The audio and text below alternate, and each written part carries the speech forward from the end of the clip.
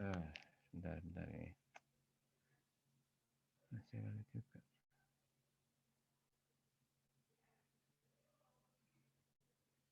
Halo, sudah nampak Pak di layar?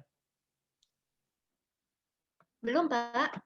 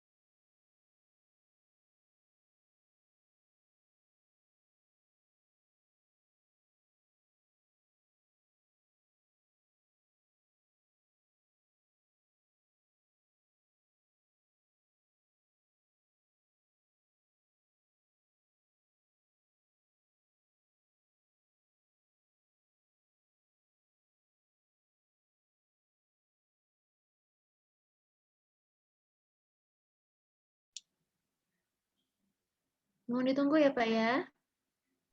Mungkin sudah ganti perangkat. Bawa server mungkin. Ke server kencang.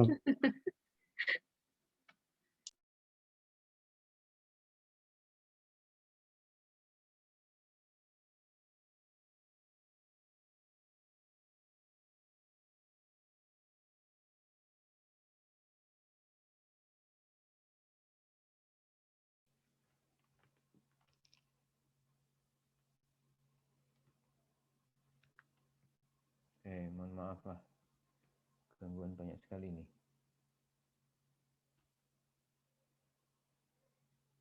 Baik.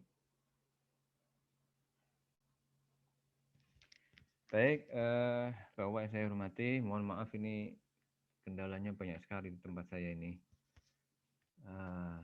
Langsung saja kita lanjutkan materi kemarin yang tinggal sedikit sambungannya berkaitan dengan kebijakan. Mohon maaf, Pak, ini suaranya diperlukan. Halo, bisa didengar Pak? Nah, sekarang jelas Pak. Nah, ini harus nempel di bibir. Iya. Baik, masih membahas tentang kebijakan mineral dan batu bara. Kalau tidak salah kemarin sore saya sudah share materi tentang kebijakan pengelolaan mineral dan batu bara yang terbaru yang diluncurkan ditandatangani bulan Desember 2020. Jadi baru saja kemarin. Nah, saya hanya meringkas dari materi itu, ya. Nah, tetapi sebenarnya kalau saya melihat dari kebijakan tata kelola mineral dan batu bara yang baru ini, kita bisa melihat di Permen nomor 26 tahun 2018, kemudian di Kepmen 1827. Nah, di situ diatur lebih detail, ya, penjabarannya, katakanlah semacam juklak atau juknisnya ada di situ, gitu. Ada di lampiran-lampiran itu jelas banyak sekali tabel-tabel isiannya. Nanti mungkin sesi setelah makan siang atau setelah isoma siang nanti bisa kita bahas bersama. Nah, untuk kebijakan tata kelola minerba, sebenarnya ada beberapa poin penting di situ. Ini saya ringkaskan gitu ya. Bapak-bapak nanti bisa membaca lebih dalam di file PDF-nya, itu lebih banyak, ada sekitar 45 halaman atau berapa itu. Baik, sebagaimana produk hukum atau aturan hukum, di situ ada asas, ada landasan filosofis, ada visi, misi, dan sebagainya. Saya kira nanti bisa dibaca lah, itu hanya teks yang kebanyakan sih normatif gitu ya. Nah, tapi sebagian saya munculkan di sini berkaitan dengan landasan atau dasar-dasar penyusunan kebijakan mineral dan batu bara. Nah, yang pertama ini tentunya landasan filosofis. Nah, di dalam kebijakan penyusunan kebijakan tata kelola minerba berkaitan dengan sisi filosofis, maka ada 4 komponen di situ. Yang pertama, mempertahankan kedaulatan negara. Nah, saya kira ini menjadi isu yang sangat penting gitu ya, bahwa bahan tambang, ya, entah itu minyak, batu bara atau mineral, ini bisa menjadi senjata utama, ya, di dalam permainan politik dunia. Ya. Pak, kami mohon maaf, suaranya mungkin lebih bisa ditempel lagi. Ya. Ya. Bisa lebih jelas, Bu? Ya, itu sudah jelas, Pak. Ya, terima kasih, Pak. Ya. Jadi bahwa sumber daya mineral, batu bara, dan juga minyak ini menjadi senjata yang kuat ya di dalam hubungan politik dunia, di dalam menunjukkan kedaulatan suatu negara. Kita pernah melihat ya, bahkan juga di media-media di beberapa puluh tahun yang lalu ketika terjadi krisis minyak, ya, krisis minyak, negara-negara Timur Tengah menghentikan ekspornya, betapa kelimbungan negara-negara besar, negara-negara superpower waktu itu yang memohon-mohon, merengek-rengek dalam tanda kutip gitu ya. Nah, ketergantungan negara-negara maju terhadap sumber minyak ini sangat besar. Karena konsumsi mereka cukup besar. Amerika saja, ya, saya baca di salah satu jurnal beberapa tahun yang lalu, konsumsi energi dunia itu bisa sampai 20% hingga 25% itu dipakai oleh Amerika. Ya, sekitar 10 tahun yang lalu itu saya baca jurnalnya. Kalau sekarang saya kurang tahu. Artinya apa? Bahwa negara-negara besar itu betul-betul sangat tergantung. Meskipun mereka juga punya cadangan minyak yang besar. Jangan dikira misalnya Amerika Serikat itu tidak punya cadangan yang besar. Saya kira Bapak sudah cukup paham. Tetapi begitu negara-negara pengekspor minyak menghentikan atau mengurangi ekspornya, ini juga berimbas kepada kestabilan politik dunia, juga kestabilan suatu negara. Nah, dengan berdasarkan itulah maka pengelolaan mineral dan batu bara ini juga dalam rangka mempertahankan kedaulatan negara. Ya, misalnya nikel, bauksit, timah putih, ya Indonesia ini cukup besar produksinya, ya sehingga bisa memengaruhi harga-harga komoditas tersebut. Ya. Nah, itulah salah satu pertimbangan kenapa kebijakan pengelolaan mineral dan batu bara ini berkaitan erat dengan kedaulatan suatu negara. Nah, yang kedua, meningkatkan secara umum saya kira ini sesuatu yang wajar ya, bahwa sesuai dengan pasal 33 di situ menyatakan untuk sebesar-besarnya kemakmuran rakyat. Artinya bahwa tujuan dari pengelolaan sumber daya mineral dan batu bara itu untuk kesejahteraan rakyat, kesejahteraan umum. Nah, kemudian yang ketiga, mencerdaskan kehidupan bangsa. Saya kira ini penjabarannya cukup luas ya, tetapi kita bisa simpulkan di situ bahwa industri mineral dan batu bara ini adalah industri yang bisa dikatakan high tech ya, high tech sebenarnya. Kalau hanya menambang menjual saja sih tidak ya, tetapi bahwa proses-proses di dalam pertambangan itu alurnya akan panjang sampai ke pemurnian ya. Nah, di situ dibutuhkan teknologi yang tinggi itu ya. Nah, untuk bisa mengambil unsur-unsur logam yang berharga, unsur logam jarang. Nah, termasuk metode-metode penambangan ini juga berkembang pesat, metode-metode pemetaan dan sebagainya ini juga berkembang pesat. Nah, ini berarti pengelolaan tambang yang benar ya, mineral dan batu bara ini diharapkan bisa mencerdaskan kehidupan bangsa, ya memacu bangsa Indonesia untuk lebih bisa berkarya, bisa bersaing dengan bangsa-bangsa lain di dalam pengelolaan dan pemanfaatan mineral dan batu bara. Nah, yang keempat, saya kira mewujudkan kesejahteraan dan pergaulan internasional ini hampir sama dengan poin 1 ya.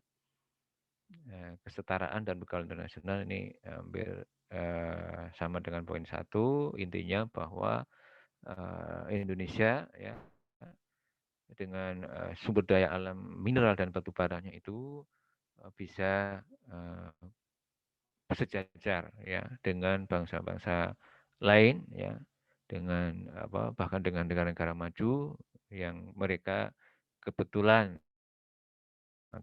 gantungan negara-negara maju dengan Indonesia, artinya Indonesia mau tidak mau mesti menjadi sejajar dengan mereka. Gitu. Baik.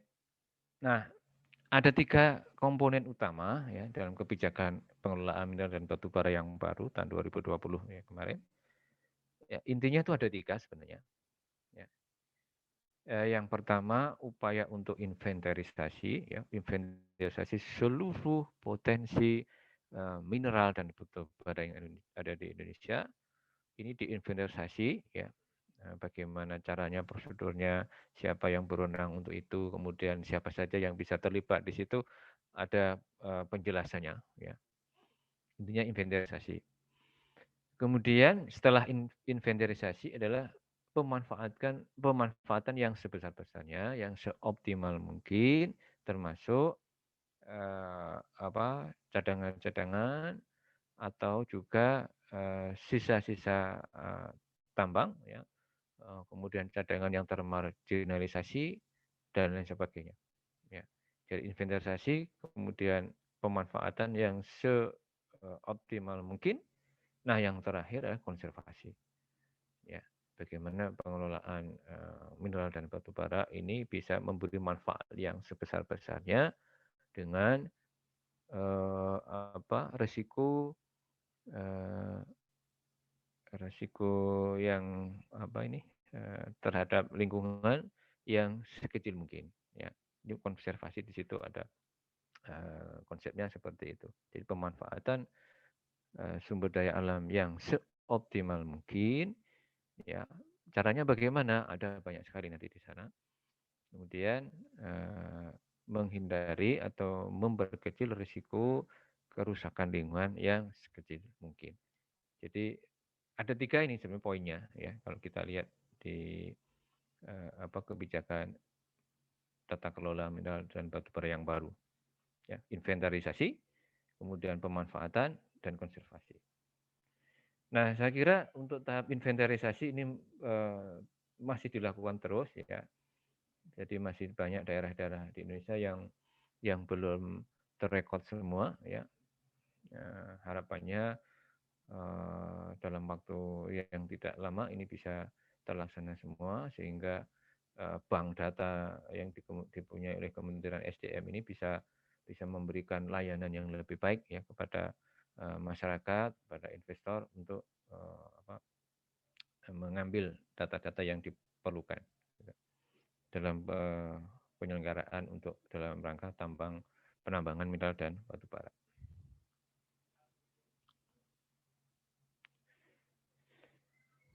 Nah, saya lanjutkan tadi lanjutan filosofis, kita lanjut landasan hukum ya. Landasan hukum, saya kira ini pasal ini selalu dipakai ya, pasal 33 ayat 3 Undang-Undang Dasar Negara Indonesia tahun 1945. Di situ dikatakan bumi, air, dan kekayaan alam yang terkandung di dalamnya dikuasai oleh negara dan dipergunakan untuk sebesar-besar kemakmuran rakyat. Nah, ada poin utama di sini, ya, penguasaan mineral dan batu bara oleh negara, dan yang kedua bahwa tujuan penguasaan itu dalam rangka untuk kemakmuran rakyat. Jadi siapa yang menguasai negara, kemudian untuk apa penguasaan itu adalah untuk kemakmuran rakyat. Nah, kemudian, nah kalau kita lihat lebih lanjut lagi dari asas kebijakan mineral dan batu bara, ya ada asas manfaat, kemudian asas keadilan dan asas kepastian. Asas kemanfaatan tadi sesuai dengan pasal 33 untuk kemakmuran rakyat ya. Ini harus memberikan keuntungan dan manfaat yang sebesar-besarnya bagi peningkatan kemakmuran dan kesejahteraan rakyat. Ya, pasal 33 ayat 3 tadi yang poin terakhir. Kemudian manfaat saja tidak cukup kalau tidak ada keadilan. Maka harus memenuhi asas keadilan. Nah, keadilan di sini maksudnya adalah bahwa setiap warga negara, ya, individu, badan hukum, koperasi atau siapapun ya, ini mempunyai peluang dan kesempatan yang sama di dalam rangka pengelolaan mineral dan batu bara sesuai undang-undang. Ya, sesuai dengan undang-undang. Ya, ada manfaat, ya, kemudian keadilan, dan yang ketiga asas kepastian hukum. Ya, menjamin kepastian hukum dan kepastian pengusaha mineral dan batu bara. Saya kira ini sudah banyak aturan hukum ya, yang melindungi pengelolaan mineral dan batu bara. Jadi ada 3 asas ini, manfaat, kemudian keadilan, boleh dilakukan oleh siapa saja, warga Indonesia, juga investasi asing juga bisa gitu ya, dengan aturan-aturan tertentu ya. Kemudian yang ketiga asas kepastian hukum. Ada kepastian hukum, ada jaminan hukum bahwa ketika suatu seseorang atau perusahaan sudah mendapatkan UIUP ya untuk melakukan usaha pertambangan mineral dan batu bara, maka akan dijamin. Ya.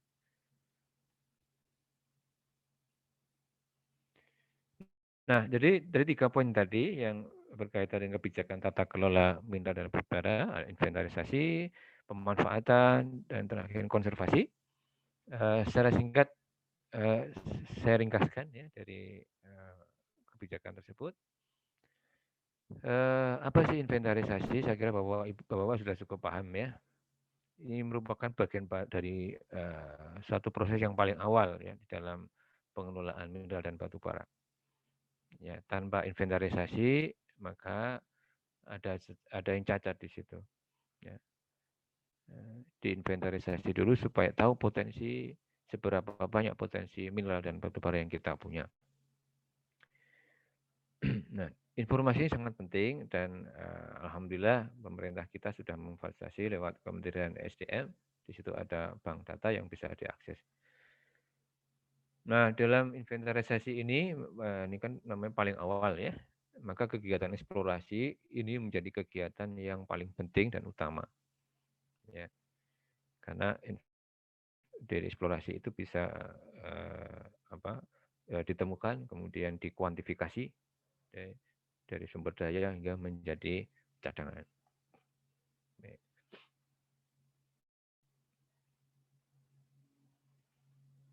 Nah, kemudian kita lihat materi dari kebijakan tata kelola mineral dan batu bara tadi ada strategi implementasi inventarisasi mineral dan batu bara. Nah, bagaimana strateginya? Yang pertama menata aturan, jelas ini aturan harus dibuat dulu. Siapa yang bisa melakukan inventarisasi, kemudian siapa saja yang bisa digandeng ya untuk bersama-sama melakukan inventarisasi, kemudian bagaimana cara pelaksanaannya semua diatur dalam aturan. Kemudian standarnya seperti apa, prosedurnya seperti apa, ini semua ada di aturan ya di Permen dan Kepmen itu ada. Kemudian inventarisasi ini sebenarnya kewenangan dari pemerintah sebenarnya atau negara. Nah, tetapi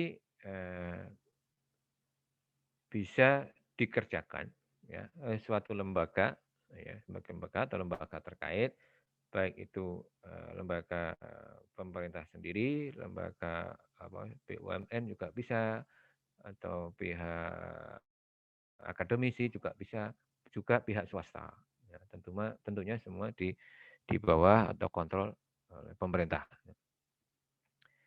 Nah, memang di dalam aturan yang berlaku itu diutamakan bahwa inventarisasi ini dilakukan oleh ahli-ahli atau lembaga-lembaga yang ada di Indonesia. Karena ini penting yang berkaitan dengan rahasia negara sebenarnya. Ya. Jangan sampai data-data hasil eksplorasi itu dimanfaatkan oleh kepentingan asing. Gitu. Jadi lebih diutamakan, semua dikendalikan oleh pemerintah dan badan-badan usaha yang ada di Indonesia. Nah, kemudian pemerintah juga memberikan dukungan finansial dan kemudahan kepada pihak-pihak yang bekerja sama ya berkaitan dengan inventarisasi ini. Ya.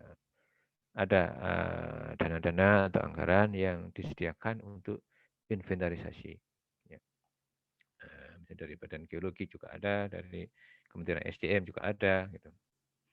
Nah, kemudian yang keempat tentunya setelah inventarisasi, terkumpul data, melakukan verifikasi dan validasi data. Ya, ini sekarang sudah semua terdigital gitu ya. Jadi baik yang spasial maupun non spasial ini sudah ada.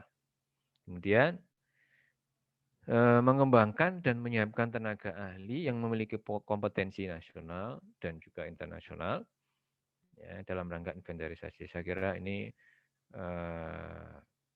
terus berlangsung ya, jadi kerjasama antara lembaga penelitian seperti LIPI, kemudian akademis di kampus ya, kemudian juga konsultan-konsultan swasta ini juga banyak yang bekerja sama untuk memberikan tenaga ahli, juga memberikan pelatihan dan sebagainya.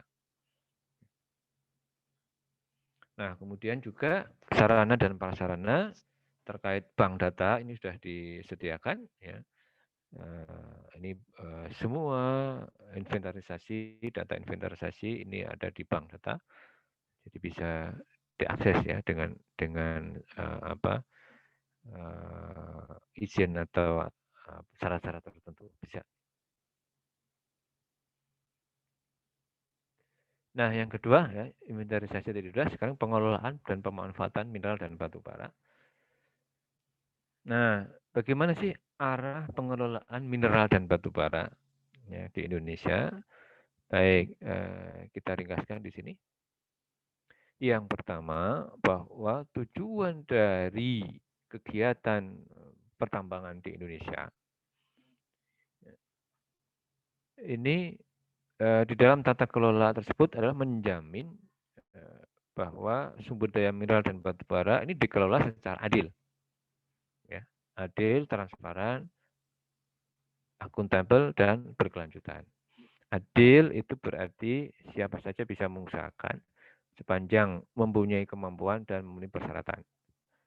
Ya, transparan, ya, di dalam transparan dan akuntabel, ya, ini jelas tidak ada istilahnya permainan-permainan tertentu, ya, seperti dalam lelang dan sebagainya. Saya kira ini harus transparan dan akuntabel, ya, bisa diaudit oleh lembaga-lembaga yang berwenang, ya, yang kompeten, serta yang terakhir menjamin keberlanjutan. Ya, jadi saya kira keberlanjutan ini bisa keberlanjutan di dalam rangka konservasi mineral dan batu bara, juga keberlanjutan di dalam pengusahaan pertambangannya. Ya, jadi ada hak-hak, ada kemudahan-kemudahan untuk memperpanjang IUP maupun IUPK dan seterusnya. Kemudian yang kedua, nah ini penting sekali nih, menjamin ketersediaan dan pasokan kebutuhan energi dan bahan baku industri, terutama dari mineral, ya, untuk dalam kebutuhan dalam negeri. Jadi ini penting sekali, jangan sampai Indonesia sebagai negara dengan sumber daya alam melimpah harus mengimpor dari negara lain. Ya, kalau dulu sebelum bisa mengolah logam sendiri, ya, beberapa jenis, ya kita masih impor gitu, ya, bahkan besi aja mengimpor gitu, padahal biji besinya dari sini gitu. Tapi sekarang dengan kebijakan baru smelter banyak berdiri di Indonesia, harapannya kebutuhan bahan baku industri, ya, dan manufaktur ini terutama logam ini bisa terpenuhi dari hasil smelter. Nah, demikian juga untuk energi, terutama batu bara, ya, ada yang diekspor, ya, tapi kebutuhan dalam negeri tetap harus diutamakan, ya, terutama untuk pembangkit listrik dan juga untuk smelter yang menggunakan pyrometallurgi menggunakan kokas. Kemudian yang ketiga, mendukung peningkatan nilai tambah. Nah, mungkin hari kemarin sudah kita singgung sedikit arti pentingnya nilai tambah, ya, bagaimana menjual produk tambang bukan dalam bentuk bahan mentah atau konsentrat saja, ya, tetapi diupayakan, ya, dan ini sifatnya wajib sekarang, ya, dengan aturan undang-undang yang baru ini, bahwa semua produk yang diekspor harus dalam bentuk logam atau campuran logam. Logam atau campuran logam. Kemudian yang keempat, menjamin prinsip-prinsip konservasi dalam upaya pemanfaatan mineral dan batu bara. Ya, ini penting sekali berkaitan dengan konservasi. Konservasi itu banyak sekali nanti yang bisa dilakukan, nanti kita lihat di slide berikutnya. Yang terakhir, menjamin kepastian hukum dan berusaha. Oke. Mungkin Pak Amin. Ya, silakan Pak. Tadi nanya slide sebelumnya Pak. Slide sebelumnya. Iya. Nah ini Pak, terkait menjamin ketersediaan dan pasokan kebutuhan energi, ini kan ceritanya arah pengelolaan, ya. Ya, coba. Arah pengelolaan mineral dan batu bara bisa menjamin ketersediaan pasokan kebutuhan energi dalam negeri, ya, bukan luar negeri. Ya. Tapi kalau kita ngelihat kebijakan DSO, ya, Domestic Service Obligation untuk batu bara kan hanya sekitar di angka 25%, Pak, ya. Betul. Ya. Kita secara sumber daya dan cadangan juga nggak besar-besar banget, ya, dalam artian masih terbilang kecil di antara negara-negara seperti kayak Cina, Australia gitu, ya. Iya, Tetapi betul, kita kan nomor 1, ya, dalam hal eksportir, ya. Iya. Nah, menurut Bapak kira-kira kebijakan DSO oh ini masih menjawab yang nomor 2 nggak Pak ya? Karena kan ya 25% kan masih terbilang kecil ya. Ya. Dan kita masih tetap emang kita tidak menutup mata bahwa devisa itu kita butuh penambahan devisa ya, salah satunya yaitu dari penjualan batu bara keluar ya. Memang tidak bisa menutup mata. Tapi kan nomor 2 ini juga menjadi hal yang penting. Cina justru malah cadangannya sangat besar, malah ngimpor dari kita gitu ya. Ya, betul. Gitu, Pak. Baik Pak, jadi begini, kebijakan terkait dengan batasan sekitar 20% sampai 30% ya untuk produksi dalam negeri itu ya tentunya ini juga hasil dari kajian ya bahwa sebagian besar batu bara di Indonesia itu untuk power plant ya, pembangkit listrik. Kemudian sebagian untuk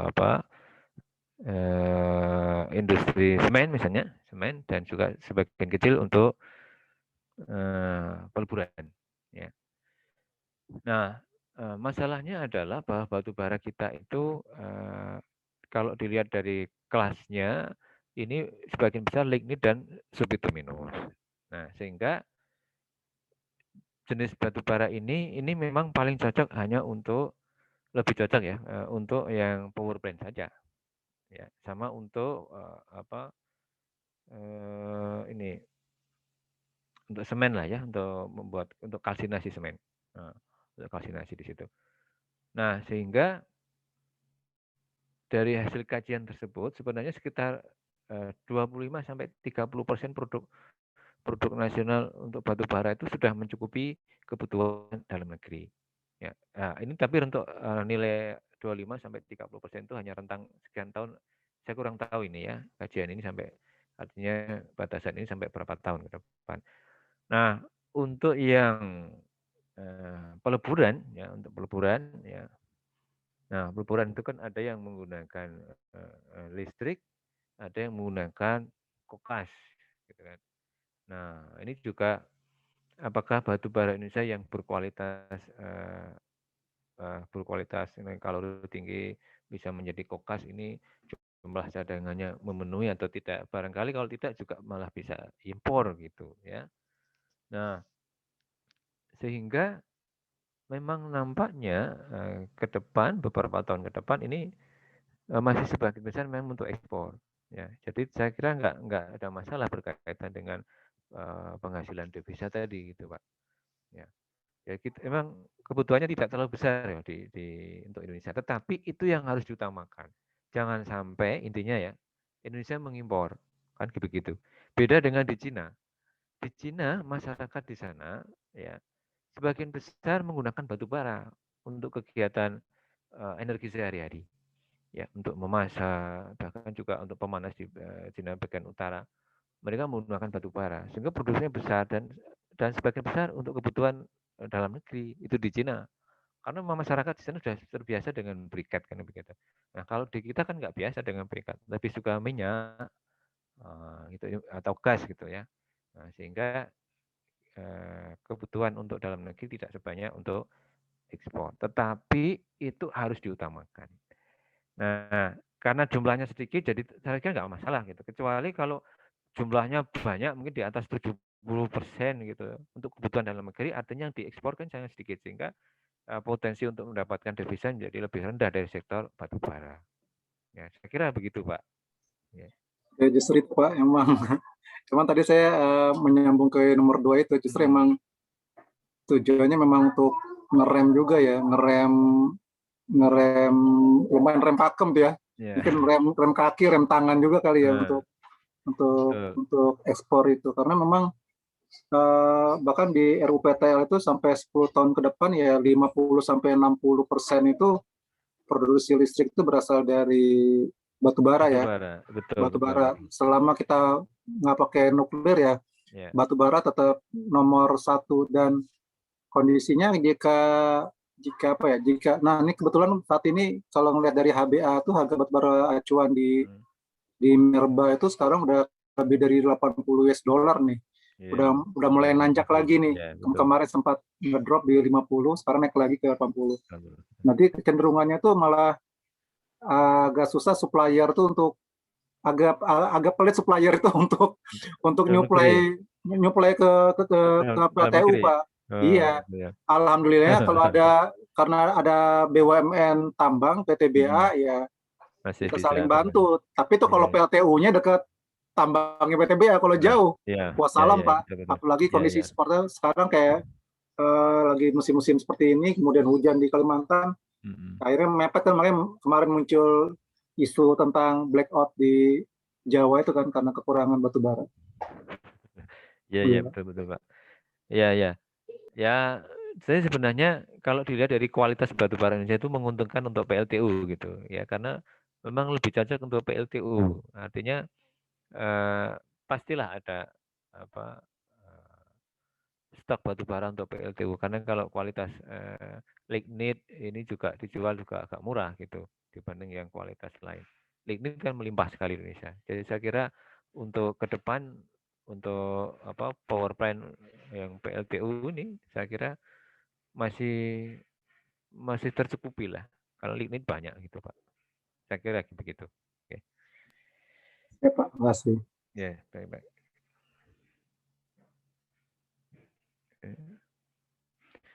Nah, yang terakhir dari kebijakan mineral dan batu bara,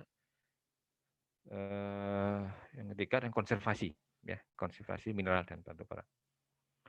Nah, konservasi, ya, definisi konservasi untuk mineral dan batu bara saya kira memang berbeda dengan pengertian atau definisi konservasi untuk sumber daya alam yang renewable. Ya. Nah, kadang begini, kadang orang-orang Indonesia di luar tambang itu kan, ya ini konservasi kok tetap ditambang, tetap ini dihabiskan dalam tanda kutip gitu. Ini maksudnya apa? Konservasi kan harusnya dilindungi. Nah, tapi konsepnya yang beda ya. Kalau ditambang kan nggak mungkin. Melindungi tanpa memanfaatkan itu kan nggak mungkin ya. Kalau yang sumber daya yang bisa terbaharui kan bisa direproduksi lagi, bisa diperbaharui lagi. Nah, untuk mineral dan batu bara kan jelas nggak mungkin. Sehingga pengertian konservasi di sini adalah intinya lebih mengoptimalkan manfaat dari keberadaan komoditas tambang tersebut. Ya, manfaat dari keberadaan. Jadi keberadaan itu artinya tidak selalu bentuk fisiknya, tetapi lokasinya juga harus bisa memberikan manfaat yang besar. Kalau hanya barangnya saja, begitu barangnya ini dijual kan hanya dapat itu. Tapi kalau keberadaan ini menyangkut juga tempat. Artinya apa? Bahwa keberadaan industri tambang, ya, dengan cara eksplorasinya, dengan cara penambangannya, pengolahannya dan seterusnya, ini harus bisa memberikan manfaat yang paling optimal, ya, bagi negara, bagi masyarakat. Nah, jadi konservasi di sini, ya, ini dalam rangka optimalisasi, ya, dalam pengelolaan, pemanfaatan, juga pendataan yang terukur, efisien, bertanggung jawab dan berkelanjutan. Ya tadi. Jadi tidak hanya fisiknya saja yang dimanfaatkan, tapi keberadaannya, ya, berkaitan dengan lokasi dan sebagainya juga harus bermanfaat. Nah, ketika ada industri tambang, ya, maka bisa menjadi perintis pengembangan wilayah, ya, juga memberi manfaat kepada istilahnya multiplier effect, ya, memberi manfaat yang saling terkait, saling berkembang begitu di situ adanya industri tambang. Jadi adanya industri tambang tidak hanya dari adanya komoditas tambang saja, gitu. Banyak sekali nanti secara rinci di penjelasan selanjutnya akan kita lihat gitu. Nah, jadi prinsip utama konservasi mineral itu adalah optimalisasi dan efisiensi cadangan. Ya, optimalisasi dan efisiensi cadangan. Cadangan maupun sumber daya, ya, itu kan ada yang pada saat kegiatan penambangan itu ada yang terbuang, pasti ada yang terbuang, ada yang tersisa, dan juga ada yang berkadar rendah, yang tidak atau belum bisa ditambang. Nah, ya ada yang terbuang, ada yang tersisa, ya karena metodenya tidak memungkinkan, ya, atau cara penggalian tidak memungkinkan, dan ada cadangan yang berkadar rendah. Nah, ini semua harus digunakan atau dimanfaatkan nantinya, ya. Nah, ini berkaitan dengan konservasi, kemudian berkaitan dengan efisiensi cadangan, ini berusaha memanfaatkan dari tiga jenis tadi, yang terbuang, yang tersisa, maupun yang berkadar rendah. Ya, ini untuk efisiensi cadangan. Nah, demikian juga dengan metode-metode penambangannya, metode pengolahannya, dan juga metode untuk pemurniannya, ya tentunya diharapkan dipilih metode yang paling tepat sehingga bisa mengoptimalkan pemanfaatan dan juga recovery dari komoditas tambang tersebut. Saya kira ini singkat saja ya, ruang lingkup konservasi mineral dan batu bara.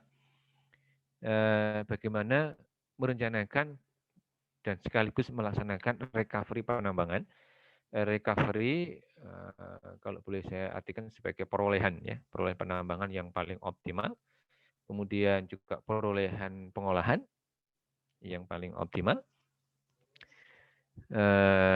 Sebagaimana kita ketahui, kalau di pengolahan itu kan ada menghasilkan konsentrat, kemudian tiling.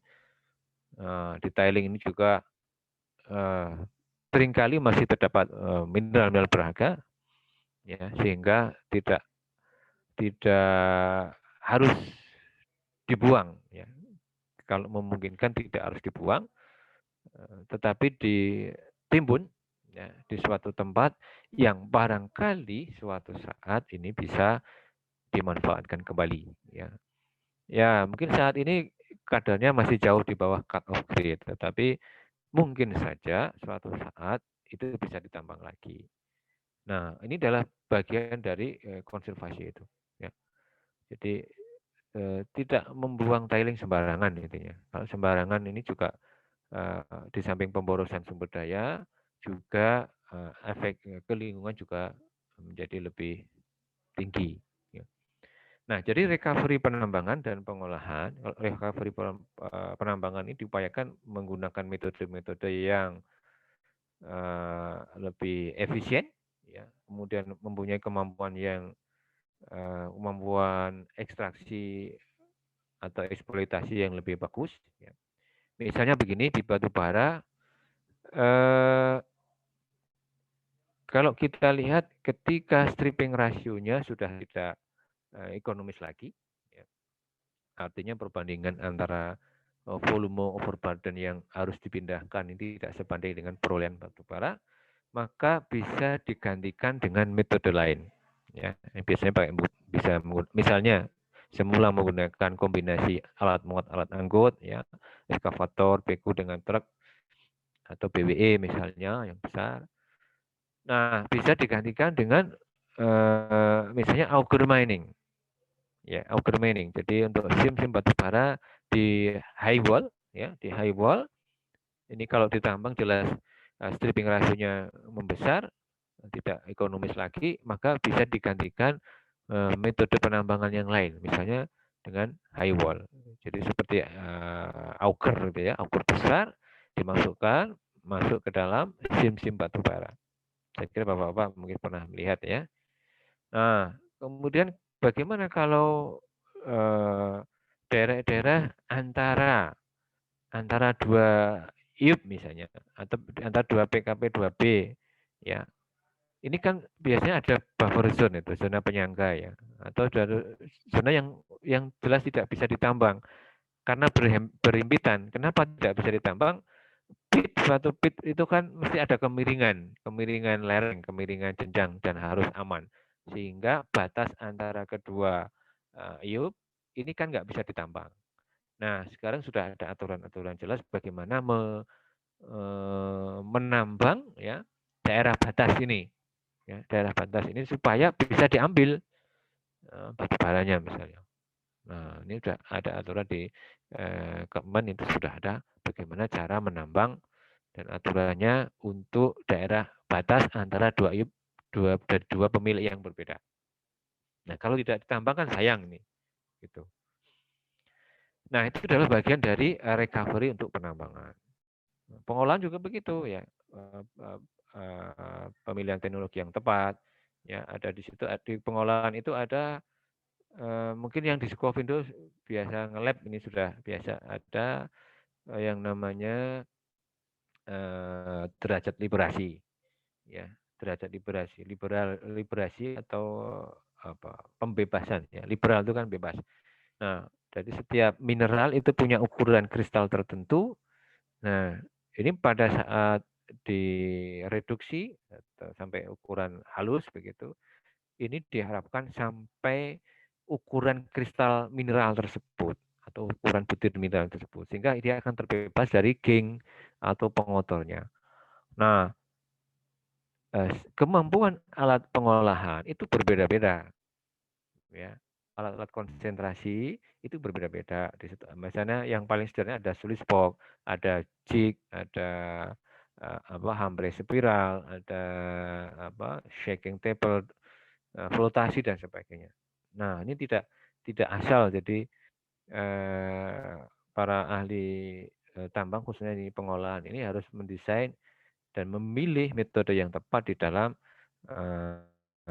konsentrasi atau pengolahan ini sehingga didapatkan recovery yang tinggi dengan konsentrasi yang optimal.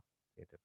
Nah, ini saya kira bagian dari konservasi. Sehingga tiling yang dibuang itu betul-betul kadarnya rendah, ya, atau sangat rendah.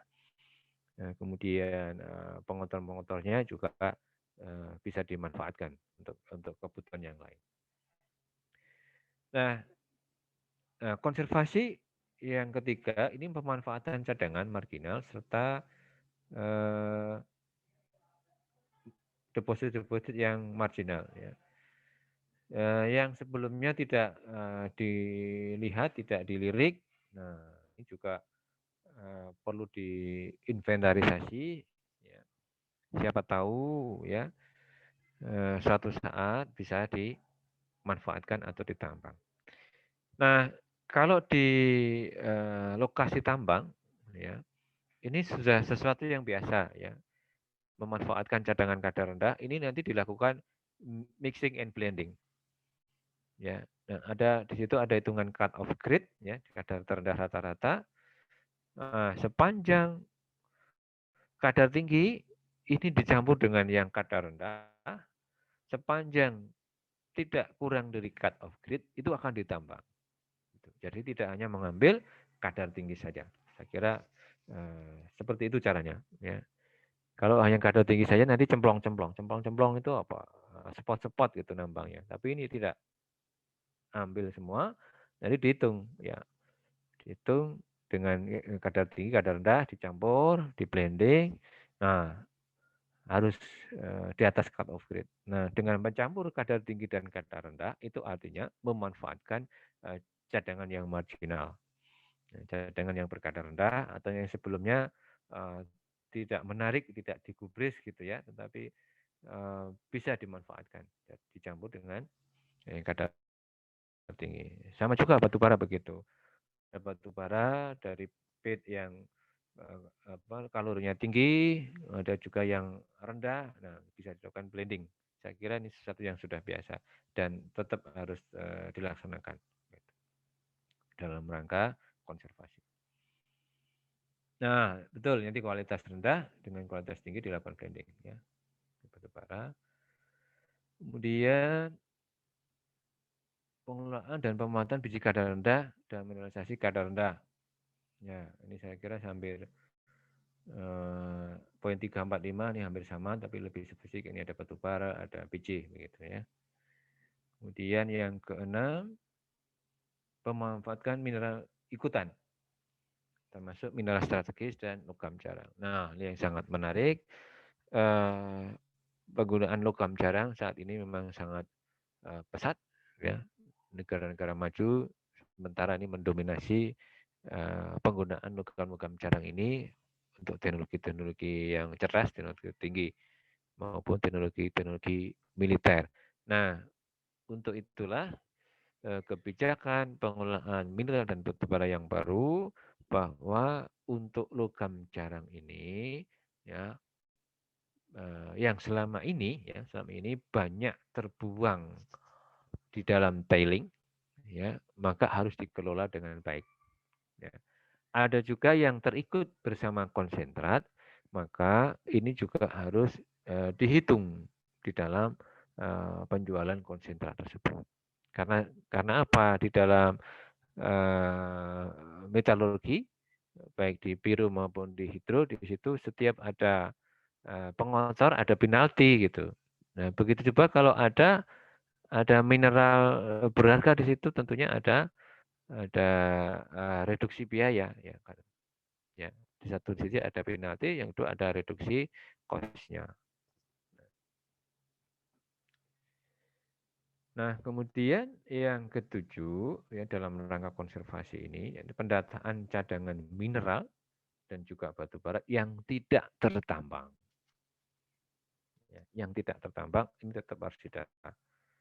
Ya, untuk keperluan konservasi mineral dan batu bara, juga untuk keperluan keselamatan maupun perlindungan terhadap lingkungan. Mengapa seperti itu? Ya, contoh batu bara, ya. Batu bara ini kan suatu bahan yang tidak boleh terekspos terlalu lama. Ya, baik dalam bentuk timbunan maupun masih in situ. Ya.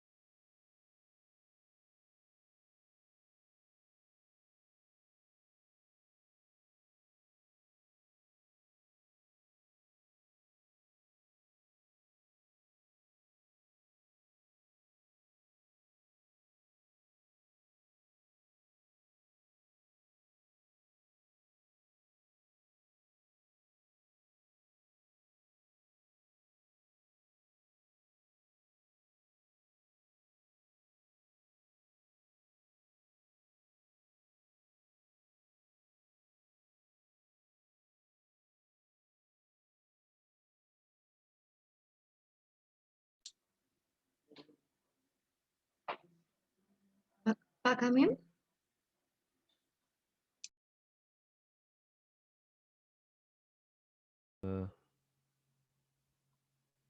Ini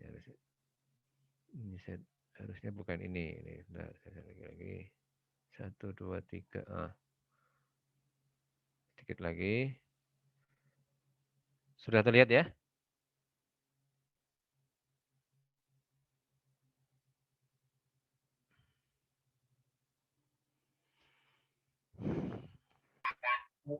Sudah Pak. Sudah terlihat? Sudah ya? Ya, tapi belum full screen.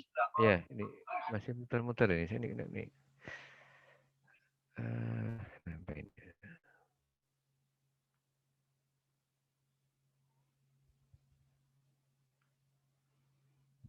Ini belum.